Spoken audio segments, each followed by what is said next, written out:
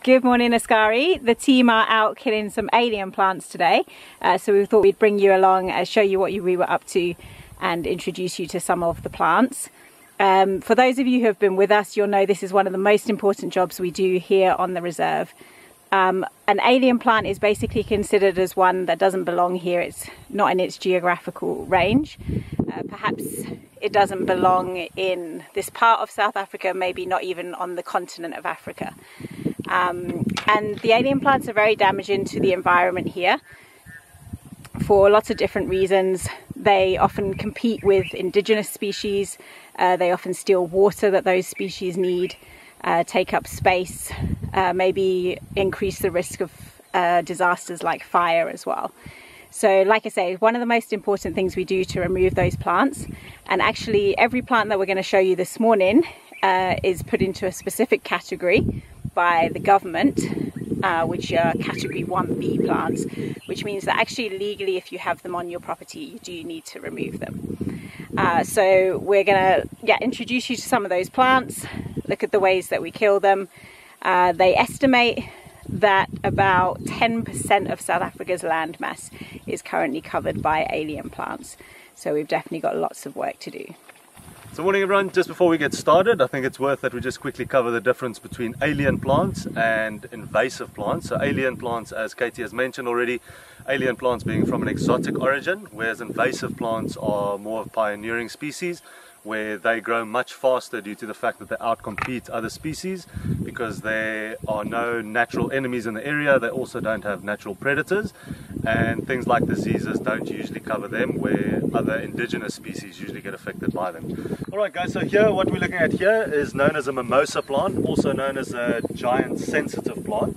I'll quickly give you guys a demonstration while Katie's going to be, as I start removing it, Katie's going to tell you guys a little bit more about it. So if you just come a little bit close here, Katie, you guys will see, so the name giant sensitive plant basically comes from these leaves. As soon as they get touched, they actually close up completely, as you guys can see there.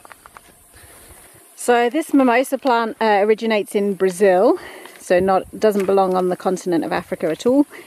And we find them in our river system, so plenty. We're here in the Salati River, and this is where we see all the mimosas. And their seed is actually transferred, dispersed by the water itself. And what Ed's doing here is what we call mechanical removal, a physical removal, where you can see he's just cutting the stems. They are pretty spiky. Unfortunately for us, any work with alien plants normally includes some form of pain and scratching and bleeding. They're never friendly plants. So he's just cutting this one down as low to the base as possible. And then actually, as well as that, he's going to also need to apply a herbicide, a poison to the cut stem as well, just to prevent any regrowth and coppicing, to make sure that it stays dead. So quite a labour intensive. I can tell you we're definitely missing you all as our volunteers at the moment.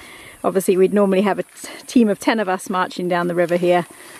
But yeah, it's all quite labour intensive and just down to us for now, so we can't wait to have you back.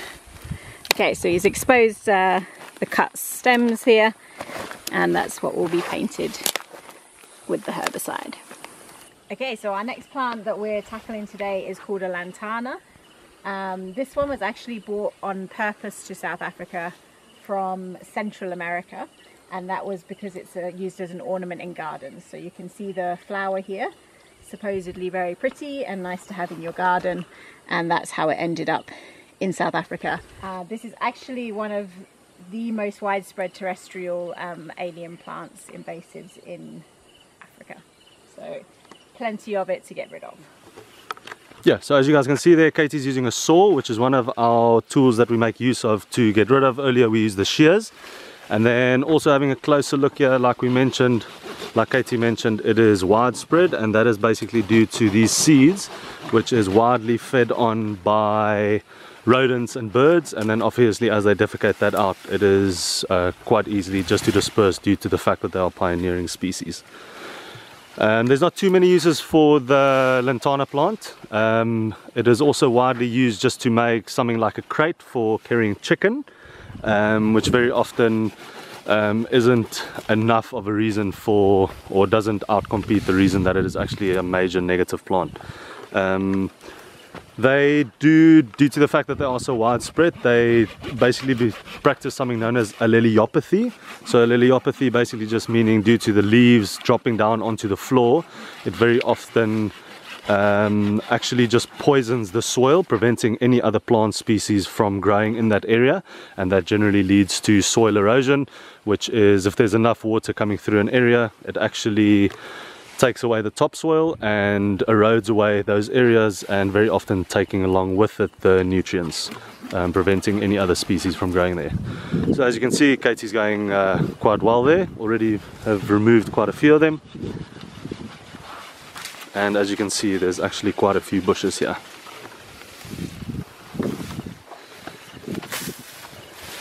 Okay, very well removed there.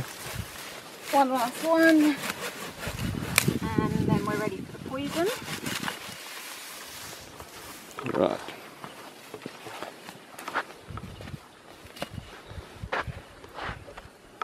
Okay, so then the poison that Katie is making use of here, so you can see that it's a very, very bright, almost lumo blue color. So that is actually only a dye that is mixed with something known as browser, as well as wetsit. Wetsit being something just more of an adhesive, very similar to something like a dishwashing liquid, but obviously something you buy from a place where you get all sorts of poisons. And that mixed with browser, generally just for trees rather than for grasses, is generally just to prevent anything starting up again. So with all the alien plants that we end up cutting, we make sure that we use a blue dye. That just ensures that anybody else that comes past, we can already see that what we have cut, or if it might actually start growing again. Alright, there we go. Great job. Okay guys, so here we've got another one of our highly invasive species, an alien plant. So this one is known as Jemson weed, or common thorn apple, mulpeter, and devil's trumpet. There's actually quite a few other names for it as well. This one is highly invasive. As you can see, it's actually taken over most of this area. As you will see in one of our side videos, very, very simple to remove. You actually just grab it at the base, you can pull it straight out the ground. And then if Katie, you just come a little bit closer, you'll see here what's referred to as the common thorn apple. That's what it refers to over there. So most of this plant is actually highly, highly poisonous, most of it actually being the leaves and then the seed. So one of the names I referred to was mulpeter, so that's an Afrikaans name, directly translated means crazy seeds. And if those seeds were to be consumed, they are highly, highly hallucinogenic. And any animals or humans that would actually consume this would definitely either result in instant or long-term death.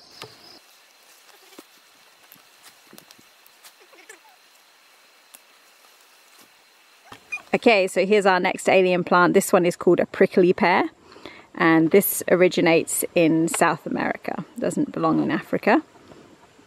And we're going to treat this one with a poison herbicide there called MSMA, which you can see Ed pulling up into the syringe. So he's going to inject this into the main system of the plant. That's called a systemic application. And then as the plant cycles its own nutrients, it will also cycle the poison as well. This is one of the most widespread cactus in the world, but actually where it lives in Central and South America, it doesn't really take over and invade, because the people there do utilize it. They produce fruits, the pear, as the name suggests. And also where they live naturally, they have their own pests.